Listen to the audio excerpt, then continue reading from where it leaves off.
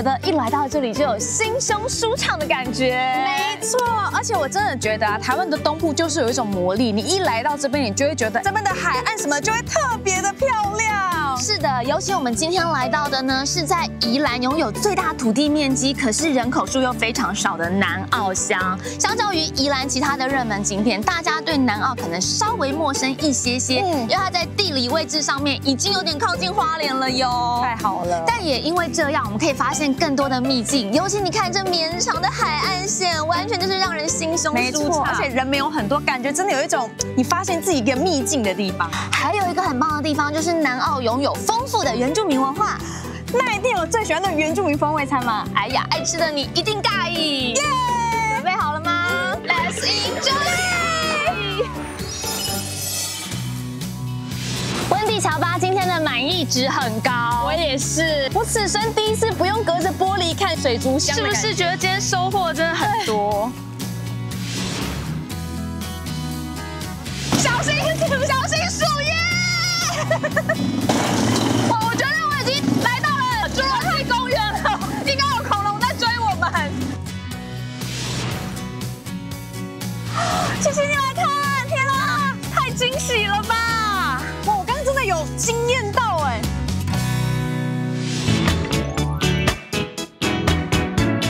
我觉得一到海上，整个人心就醉了。对，好漂亮，我觉得好。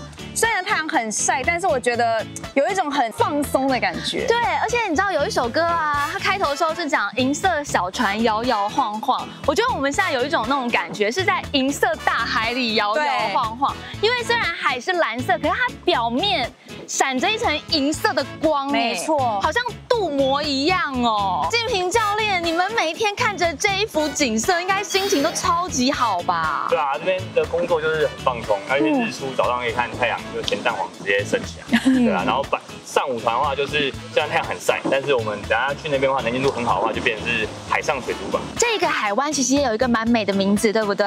对，它这个地方叫做东澳湾，它也叫做月牙湾，因为它就很像新月一样，就是一个很大的 C 字形这样。对啊，那我们北边那边是一个海石洞，北边凸角那边是一个海石洞，是目前台湾最大的一个海石洞，是可以穿的。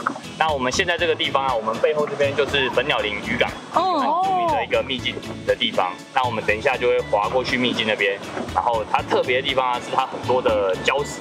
那我们可以从礁石地形中间穿越啊，然后看一下底下的生态，它就很丰富。这么刺激！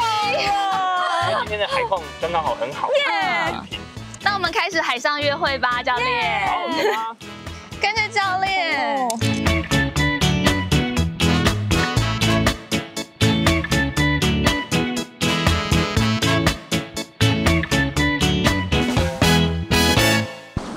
站起来之后，你应该这边就看得到底了。琪琪站起来可以看得到海底耶，看到吗？水也太清澈了吧！哦，我看到了，我看到了，我看到了啊！我看到水母了，好可爱哦，好可爱哦！他们在跳舞，超多的。我的天哪，那个水母真的也太优雅了吧！哎，我第一次近距离看水母，好兴奋哦。好可爱哦！虽然这样看水母很可爱，可是下去如果被它电到的话，好可爱哦。可是用看的就觉得哇，好美哦，好优雅。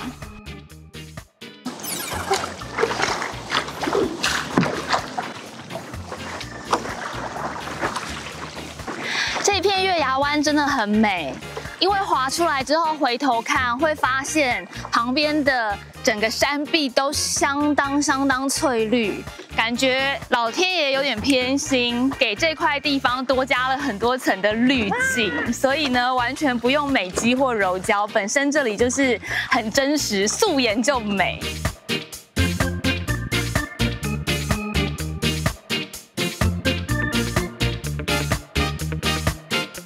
岸边的礁石上面啊，就很多红色的啊，或是橘色的这个啊，还有海扇。哦，海扇算是一种珊瑚吗，教练？对，它是一种软体。哇，这边的话就会有很多，因为有海扇，它就会有生态，然后就有很多热带鱼啊、一些小鱼就会在这附近。哦，这边飞鸟林这边刚好是一个保育区，不会有捕捞的行为，所以说这边的生态富裕的就还不错。那所以如果有来这边可能浮潜，这边因为水也不深，所以来浮潜你就看得到。哇！SUP 像今天水很清，我们就在 SUP 上面就直接看得到。对啊，其其实不用浮潜呢，我们这样看下去，琪琪，你看那个真的很像扇子一样这样子展开。我刚刚看到小鱼，我真的觉得在这个海上有一种少女心大喷发的感觉。我此生第一次不用隔着玻璃看水族箱，是不是觉得今天收获真的很多？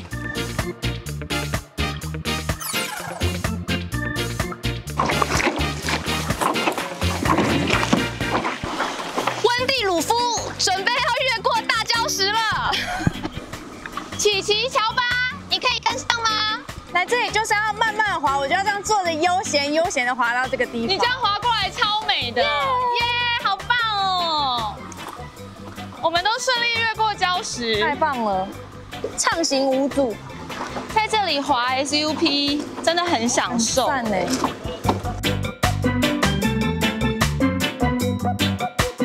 温蒂鲁夫有点紧张，因为这边的礁石很近。哎呀，快左转，快左转，不要撞到礁石，快左转。好慌乱哦，没办法像教练一样那么优雅。好，我要恢复优雅。过了，耶！转过来了，教练，挑战成功。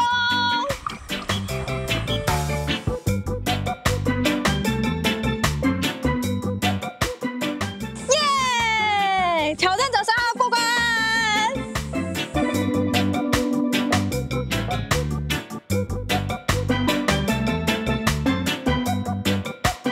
温蒂、乔巴今天的满意值很高，我也是。琪琪、鲁夫，你表现得非常好，太兴奋了，我真的好开心。我觉得这可以大概，我敢说这大概是我玩这种海上活动，我觉得最满意的一次。因为你也挑战到，然后也悠闲到了，对不对？对，而且我刚刚就有讲到，我觉得这大概是我就是第一次可以不用隔着玻璃，然后看一个水族馆的感觉。刚刚真的是在我旁边，我就觉得，因为可能是因为你刚刚说什么视差的关系，我就觉得那个鱼跟那个水母就在我的旁边，但其实可能有一段距离。因为水色很清澈，你就会觉得它们很近。而且啊，像琪琪觉得这是你水上活动，你满意度非常好，非常棒。我自己其实，在台湾各地也都有滑过 SUP 和独木舟，我也觉得这是我心中的前几名，对不对？因为它的整个景色实在太漂亮了，再加上你还可以看到海底，不管是水母、热带鱼，或者是海上森林，你看到的东西非常丰富，没错，是浮潜等级的丰富。那另外，在整个岸上的风光也是有一种被山水包围的感觉，对。然后水色又这么的梦幻，所以我觉得梦幻、冒险、热血集各种情绪于一身，我们满意值太高了耶，建平教练。对啊，因为这边的话，我们那边就是有很多除了生态很好之外，那今天刚好运气很好，因为我们今天的海况是真的很适合，就是大家来做 SUP 体验。谢谢教练带我们发现秘境。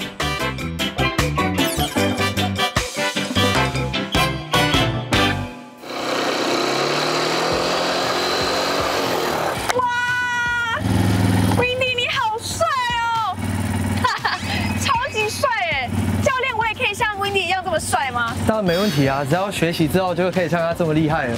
哇，可以在这边好山好水里面骑这个越野车，我觉得这是一件非常享受的事情。我想要请问教练，骑这个沙滩车有什么诀窍吗？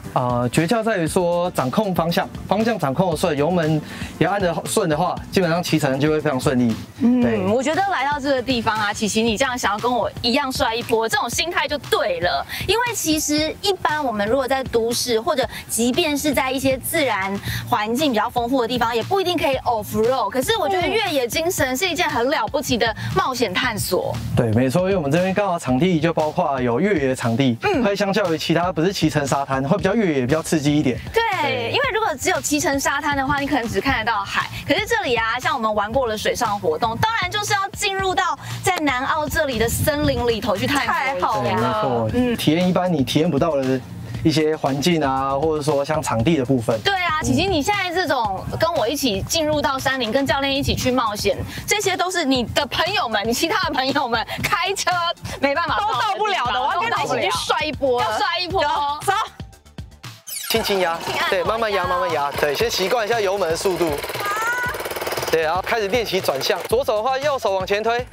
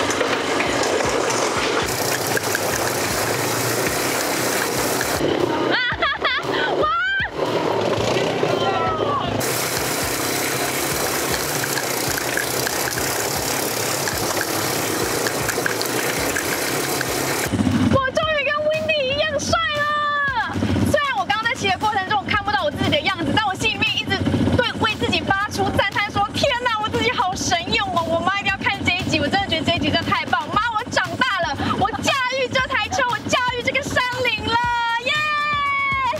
我觉得这条路线真的太棒了，我有一种自己在拍《神风特工队》或者是在拍《玩命关头》第11集的感觉，因为它虽然看似平坦，但其实很野，整个非常野，它路面有很多的石块，超级天然，而且很颠簸，所以需要用到很多的小技巧，也有一种我在冲锋陷阵，那个英雄感相当的高。有水滩，冲啊！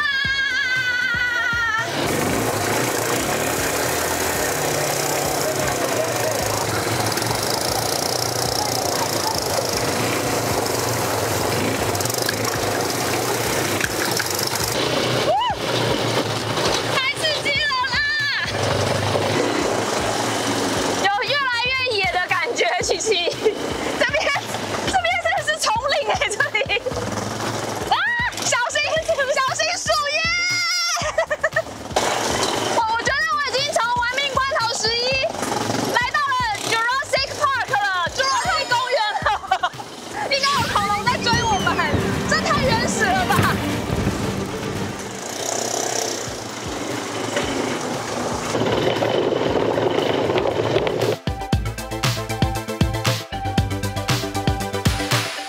其实回程更刺激，因为刚进来的时候其实算是有点微上坡啊，然后回程是有点微下坡。你们知道当 hill 通常都是还会再加一点速度，所以回程的时候是比较刺激一点。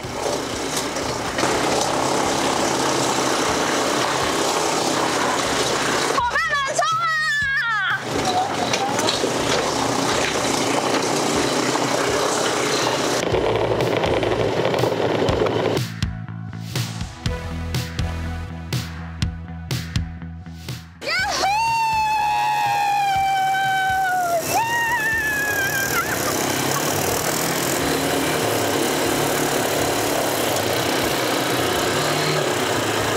我觉得方启琪，你整个人出来现在的感觉跟你刚开始练习的时候完全不一样。你现在出来那个直线加速，你的速度很快，略带杀气，有帅吧？有帅。教练跟 Windy 指导有方，我真的很谢谢 GoGo 台湾，然后很谢谢就是这片土地可以给我这么棒的体验。然后我觉得很感谢教练带领我们，因为这一个场域还有我们走的路线，它真的让我有一种拍了5部电影，我现在是 movie star 的感觉，有一种动作片的感觉，对，比较刺激一点。就是从那个特工队、神风特工队啊，然后到玩命关头，到侏罗纪公园，到刚琪讲泰山什么。这个土地它给予我们非常多丰富的景色耶。对，因为我们这边就是比较多原生态的地方，然后我们直接开发林道，然后就变成说比较漂亮，像路途中会经过水源啊、蝴蝶啊这些，所以环境其实都还算不错的。对，而且旁边的草你们都没有砍它，就让它恣意的往我们的脸上打，还有那种泰山的丛林感。没错，保留了丛林的感觉，有越野感觉这样。骑过去那个草啪就是会打回来。对，我觉得真的是收获很多，而且收获了一枚女泰山。耶！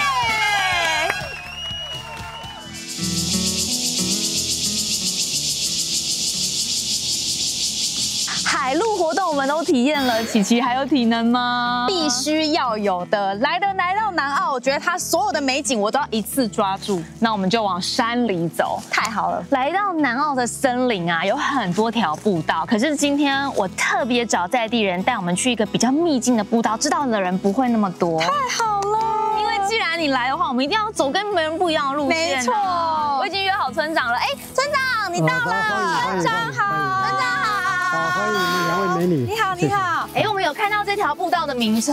对，我刚刚有听说这个步道叫做18户，请问这是什么意思？是原住民语吗？是的，因为那个农业时代的时候，因为我们的部落的一些农作物的五谷杂粮都在这区来去种植，所以它是很肥沃的意思。哦，肥沃的意思，18户是肥沃。对对。那形容土地可以用18户，形容人也可以用18户吗？要看对象啊。对象就是那个人确实肥肥的就可以。对，最好是男孩子是可以，女孩子可是不行。男生看起来比较营养一点，看起来有点营养一点就可以说。哎，摄影师，你很久没来我们节目了，你最近有点18户哦，好可爱的一种说法哦。那这一块地方以前很肥沃，但是后来你们慢慢是部落有移居，所以它变成了一个比较原始传统的步道森林吗？对，当初这个地方是大概种植了20甲的枇杷，到现在就剩下没有到1甲。那我们走这条步道，它的难度高吗？我们前面已经做了很多的冒险运动，可能体能上已经有时候一点点。对，其实这个地方是也可以说群指一个小型的步道，因为这个前场不远嘛，因为坡度也是缓坡型的。琪琪，你觉得原住民讲的？我其实有点打折扣了，不高，一点点不高，跟我的认知可能不太一样。如果说你认真跑的话，大概20几分就到了吧。 20分是不是应该要 double 一下？对啊，我会计时哦，村长，我从现在开始按表哦。没有问题，没有问题。好啊，那我们去SPA护一下吧。好。对，我退休15年了。下坡了，全部是拿枪的那个，现在是拿。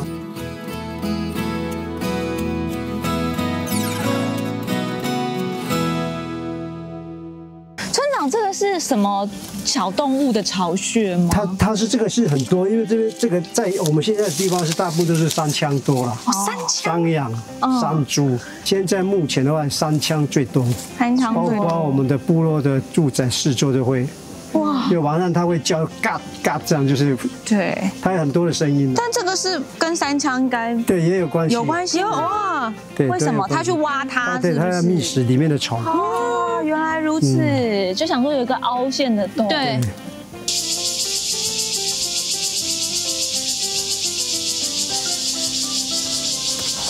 好舒服哦。对。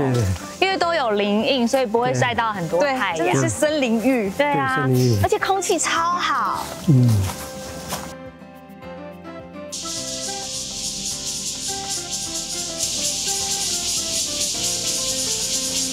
手作步道的意思就是说，你要用这边的材料在地，对，用比如说旁边的石头啊、木材啊，这个东西都是本来就在这里，对，你就不会看到什么钢筋水泥那种，感觉跟这边很格格不入的东西。我觉得这个概念很棒，很棒。这都石头都是在这个，都是这边就地取材，对，而且这样也不用背建材上来。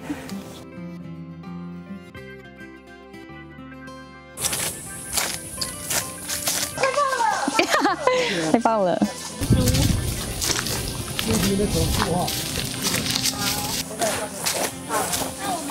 你看，你从那边走到这边几分钟，15分钟嘛。哦，已经到了吗？到观景台了吗？对。哇，好了，村长算是15分钟，没有蛮中肯。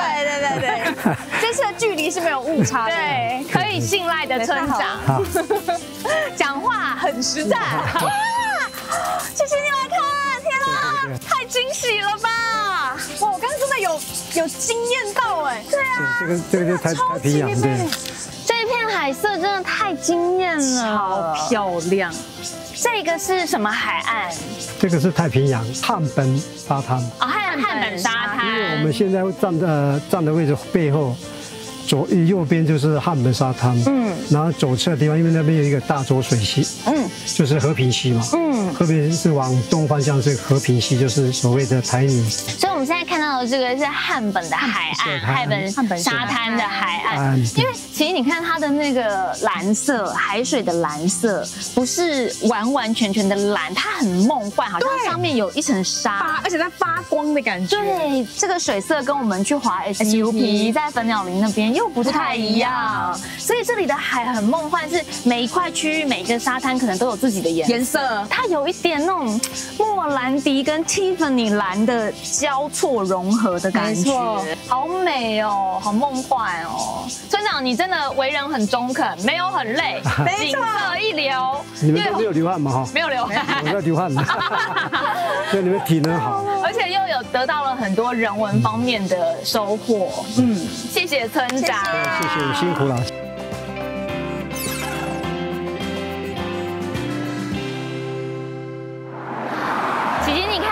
每次来到南澳，或者是从西部要往东部的时候，一定都会会走这一条苏花公路啊，苏花公路，大家也都知道苏花公路的历史很悠久嘛。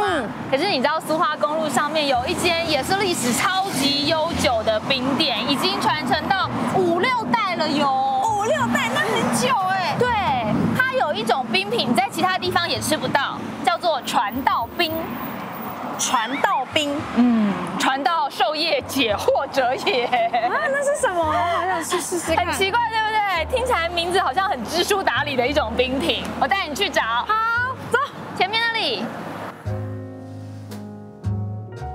这是老板请坐啊，吃冰啊，哎，你好，你好，哎。我跟琪琪介绍说，你们这边有一个传道冰，他没有听过。传道冰是什么？因为传道冰它是我们这边的招牌冰啊，因为传道冰的由来其实就是教会起的，传道士他们起的名字。因为他们先前，很早以前还没有铁路的时候，他们进来这边原乡部落啊，他来这边传教就没有什么吃的，那时候也没有7-Eleven，也没有什么饭店，而且传道一直讲话口很渴。对啊，所以他们也没东西吃，就又是夏天嘛，传道啊，所以他就说老板，你可以给我加一些红豆、绿豆、花豆，他就想要饱足感嘛，就是什么都有的啦。对啊，然后自己指定那些配料。对啊，吃完了再到里面部落里面去传道啊。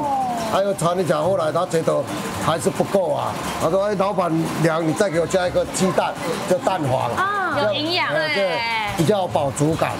所以他就等于说一来就吃那么一碗，然后进去传道。下午要回去的时候又出来再吃一碗再走。以后教会来偷偷吃那个冰，就不用再点了。其实传道士来这边对这原乡部落啊贡献蛮大的。对部落有贡献，对美食也很有贡献，所以我们就不用在那边点说，老板我要红豆、绿豆，不用。对，因为传道冰2碗。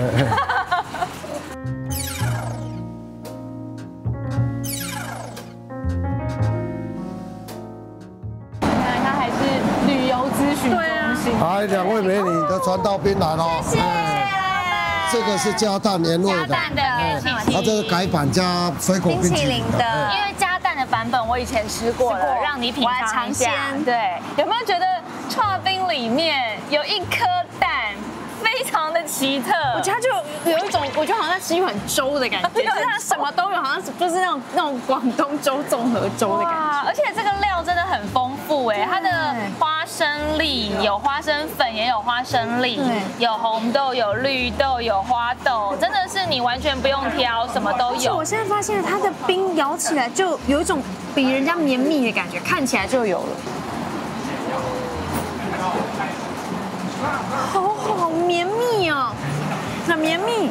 冰的部分真的就像林大哥刚刚说的，很像霜，它不是冰，你吃的是一种霜，比较浪漫，然后比冰再温柔一点、细腻一点。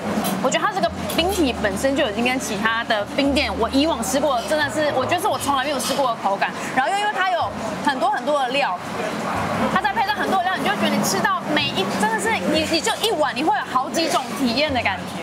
而且他们的料熬煮的非常好，每一种豆类几乎都是有煮软，但是没有烂掉，也没有散掉，它都还是粒粒分明，这很重要，对，颗都是很完整饱满的。但完整饱满，你咬进去它又是松绵的，真的是拿捏的很刚好。你把蛋黄搅进去吃吃看。传道冰的精髓要加一颗蛋黄，传道士才会有活力。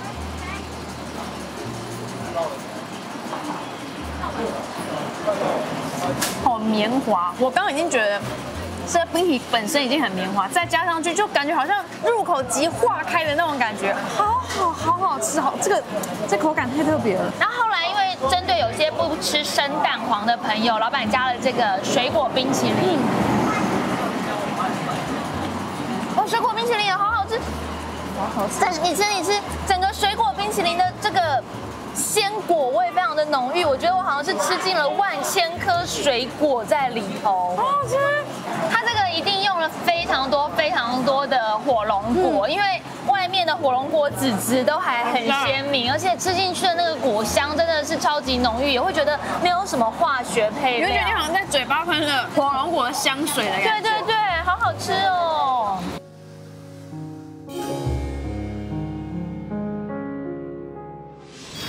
Windy 走了那么久，好渴哦，有没有喝的？你看看这样的情景，像是有喝的吗？甜倒是有一片，哎，不过我们有好朋友在这里，应该会招待我们喝的。阿聪哥，阿聪哥，有喝的吗？我们好渴哦。有啊，我们就在采收甘蔗的时候有甘蔗汁可以喝哦。有甘蔗汁可以喝。对。但是要采收甘蔗，你的意思是说没有现成的甘蔗汁吗？没有，还在采收中。这一片都是吗？对啊，对啊。琪琪，你有没有觉得很奇怪？我从来不知道宜兰有种甘蔗。我的认知是甘蔗应该是在比较南部、比较热一点点的地方，竟然宜兰有人在种甘蔗。对啊，或者是花莲南边一点点，然后台东还有糖厂之类的啊。对啊，对啊。那我来这里也是很好奇啊，就是有试种了一下甘蔗。那刚好就问到附近的邻居说，哎，其实这里以前真的有糖厂。南澳以前有糖厂？对，以前有个糖厂，也有烟囱。那因为太高大了，所以当地老人家怕它地震呢倒下来，所以把烟囱砍掉了，所以就没有很明显的标志。南澳如果有糖厂的话，真的就证明以前附近周遭绝对有种甘蔗。对，因为以前台湾真的就是有甘蔗的地方就会有糖厂。对对对。可是像阿聪哥，你刚刚讲到说，哎，你是来了之后觉得想要试种看看，问了一下附近的邻居，所以你不是南澳人哦？不是，我是从台北搬下来的，找了4年才找到这里来。缘分，对，是缘分。那你种甘蔗也是缘分吗？因为谁会想说我很喜欢种田，但是我来这边我来试种一下甘蔗好了。对啊，一定有什么启发你啊？哎，有，你们好会问问题哦。我不是为了种甘蔗而种甘蔗，而是因为我们市面上太多饮料都是糖浆、玉米糖浆去取代的。对。那传统的那种甘蔗的甜味，在市面上很少看到了。那为了要让我们下一代或者是一些朋友可以体验到甘蔗怎么样种出来的，那原来的甘蔗汁是什么样的味道？所以以前人家讲说，你如果想要喝新鲜的牛奶，你就养一头牛，差不多的道理。对，这个道理，也就是甘蔗可以用在这上面。你不想要养牛比较复杂，种甘蔗很简单。种甘蔗有简单。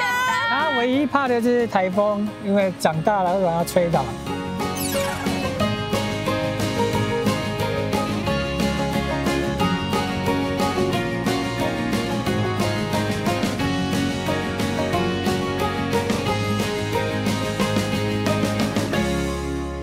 好像可以哦，没有那么难。往后拉，用力一点，用力一点。哇呀！用力。哎哇，好棒哦！哇，怎么没有流汁出来？机器还要架，如果会喷出来的话，那就简单了。哦，也是哈，我以为我们割一根芒就可以止渴了啊。有喝的嘛？琪琪，你试试看。哪一个？这个？那个会不会比较？这个吗？这个节数比较多。这根，这颗旁边没有。琪琪，阿聪哥，你一看琪琪这样割，有没有觉得我刚刚割的还不错？可以吧？锯子不好用。你换这一只，锯子太大了，是不是锯子？锯齿太大。锯齿太大了。是人的问题，不能怪那个。请用力一点好吗？是人的问题。往后拉，往后拉。耶！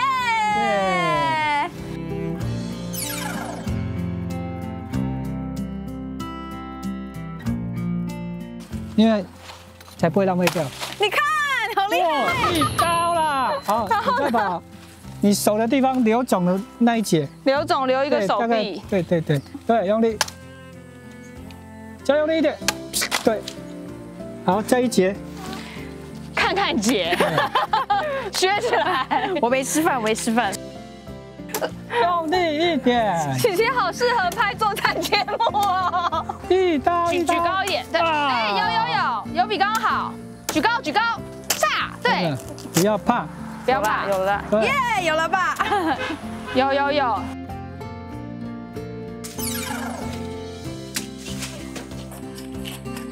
熟。厉害，哎，你蛮有力气的，不愧是我在家是扛瓦斯的。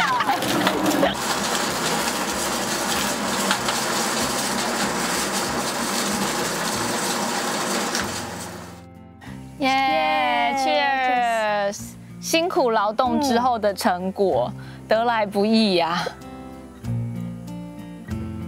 哇，瞬间沁凉哎，没错，好润喉哦。我可以感觉到那个聪哥的用心。他说他用这个甘蔗是为了不要让我喝外面手摇饮的那种糖。我真的觉得这个虽然甜，可是它不会有一种你就觉得很卡很腻。这个虽然甜，可是你喝下去就你刚刚讲的有一种沁凉感。对，它喝下去是通畅的。对，就你忽然觉得喉咙这边瞬间开。对，然后有一种舒服的凉开的感觉。对，有一种对，是我想要高歌那一种，瞬间觉得我喉咙我嗓子好开。对。哎，这就是自己劳动，然后又天然的东西，真会让人觉得万分满足。没错，哎，好了。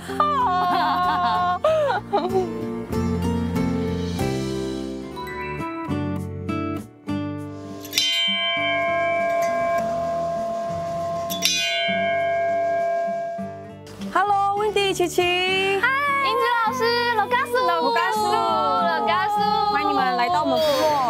英子老师，我们听着钟声前来找你。不过我们这趟旅程算是有点跋涉，长途跋涉，翻山越岭的感觉。对啊，而且来到部落，其实这个路程对一般人来说真的不容易耶。对，你是指我们到我们的市区来到这里吗？也有一小段，已经算很近了啦。其实以我去过这么多部落来说，真的是算近的。金岳部落没有很远，但是我告诉你，泰雅族人的近跟都市人的近不太一样，认知不太一样，我感觉到了，还是有一点距离的，老师。是啊，还是有啦。如果说你要讲旧部落，是真的很远了。旧部落，距离旧部落的话，就非常远。旧部落大概差不多超过32公里以上。32公里，32公里，而且是山上的32公里，对不对？32。所以我们现在走步道，如果32的话，那个以前其实可能还要手脚并用，其实不是简单的32。对。那老师，我们刚刚来这里的时候啊，就是听到钟声，闻钟声而来。这个钟声在部落应该是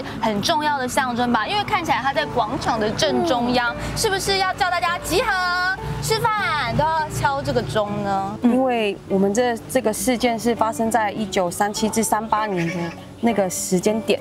当时就是有一个少女叫沙韵，有那个日本老师在那边教书，日治时期的时候啊，然后因为这个少女，他们有组织一个青年队，然后要送老师下山，老师要被征召了，帮他背那个行李，就不幸的走在最后面就被洪水冲走。然后奉献了，牺牲了蛮大的，所以那个日本那边的人得知之后，有赠送了一个钟给我们的部落作为纪念。所以这个钟从此之后在旧部落就会变成是每次的升旗有没有，会有一个代表的人来敲钟，然后集合大家这样子。在旧部落真的是原来这个钟声的背后这么不简单，有一个这么英勇的故事。我觉得，对，我觉得除了英勇之外，它也象征在那个时期，其实族群他们之间还是彼此有融合跟互相帮助的地方。因为也许很多人在印象中会觉得日本时期可能原住民跟日军会有很多的冲突，但事实上也有很多默默的在教书或者是影响贡献，然后彼此之间互相照顾的这种案例，可以让我们知道啊，人跟人之间有时候还是很温暖的。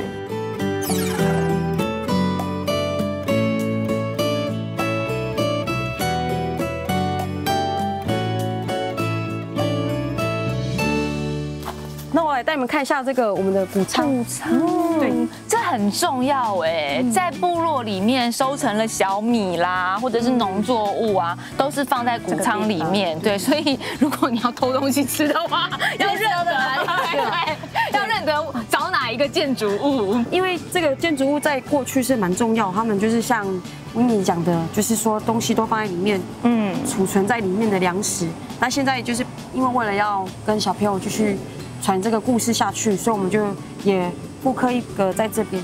所以英子老师，你们这个复刻版本的谷仓也是就地取材？对，基本上都是，因为我们这里居多就是有竹子，会是以竹子还有木头为主。跟我们看到的家屋一样，都是就地取材去重新打造的。我觉得很用心哎，即便是复刻的版本，也尽量是遵循以前的理念，就地取材。以前的祖先们也是当地有什么材料就用什么打造。老师，我是第一次来到部落，其实我很好奇，为什么那个谷仓这个要特别垫高，是为什么？你看下面那个板子有没有？是防止像老鼠啊，还是其他的爬行？你说上面这一块是吗？像香菇头一样的东西。对。然后架高是因为我们其实有蛮多那东北季风的，会下雨，那因为怕说会有淹水啊，会淹上来，所以我们觉得把它架高之后，粮食比较可以保护。架高是防潮防湿，然后香菇头是防虫的意思，还有一些就是会爬上去的啦。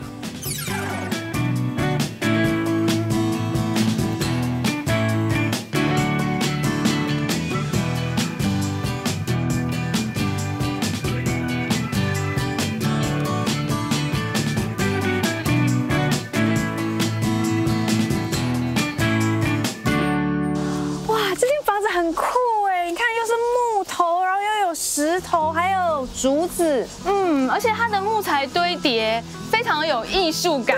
老师，这是你们从以前保留下来的，还是说现在重新架设的房舍呢？这个是流传至今的家屋。那这个外观它就是通常都是叠的木头，对，它有3层哦。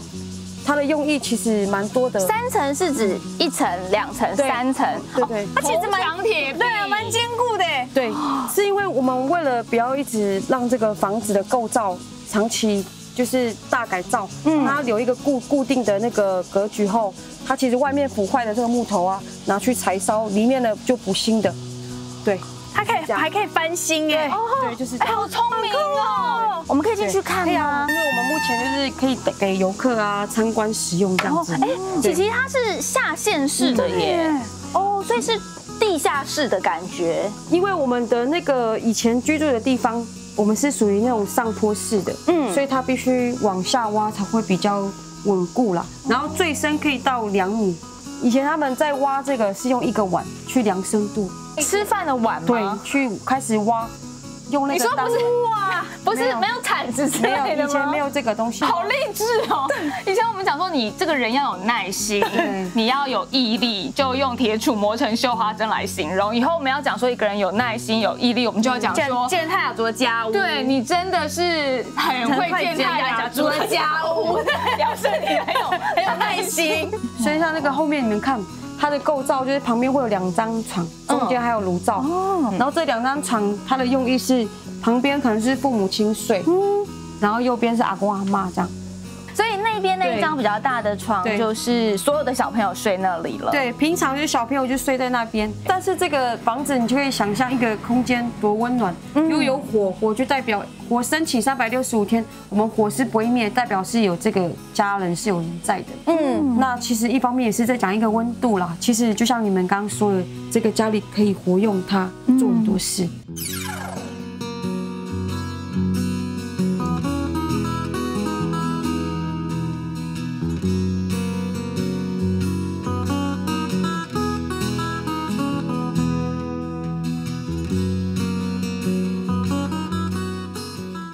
子宁老师，藤编在你们部落来说，甚至对整个泰雅族来说，都是蛮重要的记忆吧？对，因为藤编在我们以前生活是女生不能碰的东西。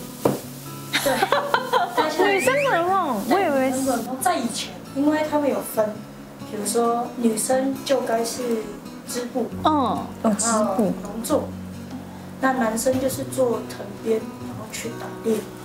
这是男生的工作，所以我们现在觉得做的很吃力，手指要难怪，因为这根本就不是我们该做的，是女生不会去做的东西。所以它虽然在我们的观念里面觉得好像是编或是织，好像女生做理所当然，可是它因为要出力，所以算是男生的嘛。对啊，难怪。发现以前很特别，是男生可以做这么细的东西，甚至是去削藤啊，把藤弄好，那些都是男生要去做的工作。真的很细耶，原来男生可以做这么细的。泰雅族以前的男生算是很多才多艺，对啊，又要会打猎，又要会做编织。子宁老师，请问一下，我们现在做的这个只是手工艺品，有点像杯垫一样嘛？我们这个大概一般做完一个完整的杯垫要做多久？会要做1天。1天？对，1天，这样做1天，天哪！那做那个的话，我觉得要半年。要做那个吗？如果是真的是工艺师或者是老人家做的话，大概2到3个礼拜。所以我们现在能做出一个这样子小圆椭圆，已经很不容易了。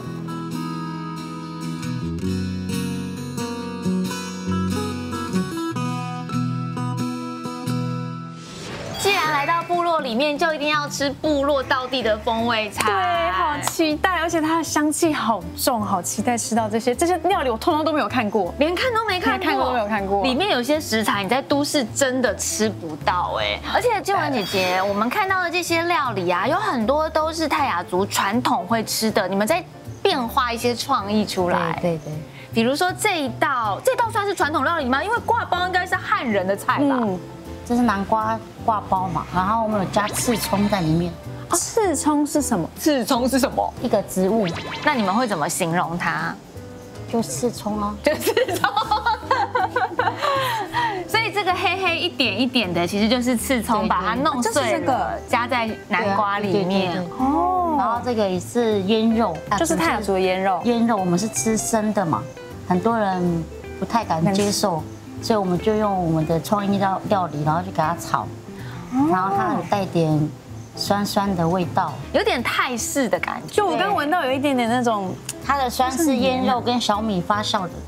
我觉得刺葱的味道很明显呢，香哦，很香，就是一种就是植物香料。我今天又认识一个新的香料。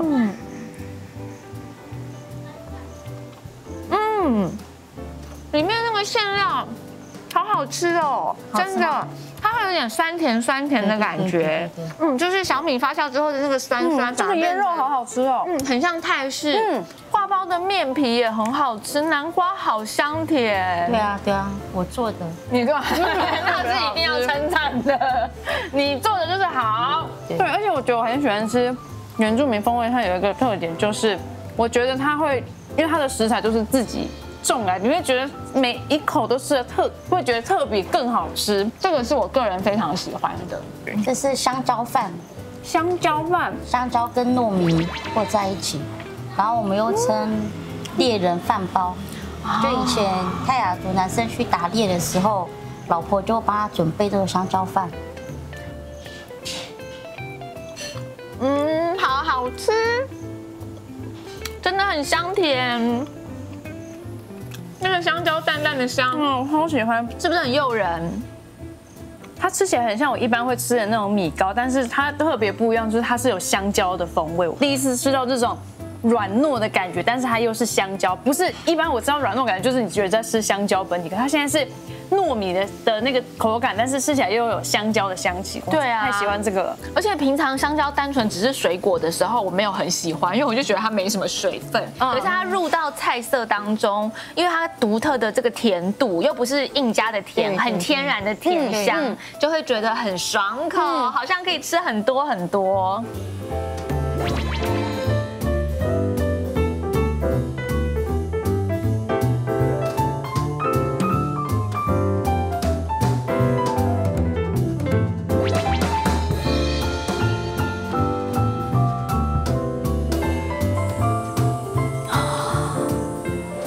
这个汤超好喝，我的天哪，好喝到会心醉耶，都醉了的感觉。它有一种熏香气，我不知道怎么讲，然后我好喜欢那个熏香气，你喝下去你会觉得整个人有一种整个沉下来的一种感觉，很像香茅，对不对？哦，有一点那种感觉，对，很像你喝了香茅之后，整个人就是很清爽，对，鼻子也香香的，对，脸颊都被通的感觉，打通了你的认知，对，这种感觉。而且因为它除了刺葱的香气之外，在地的椴木香菇也很有名吼，这么大一朵，好肥厚的香菇哦，你们用料很实在耶。哦，这是冬菇，所以特别肥厚，冬菇比较厚，肉很多。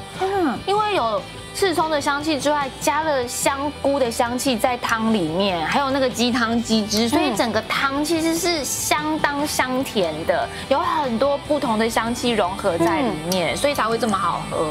每一道都很满意耶，在部落里吃饭好幸福哦。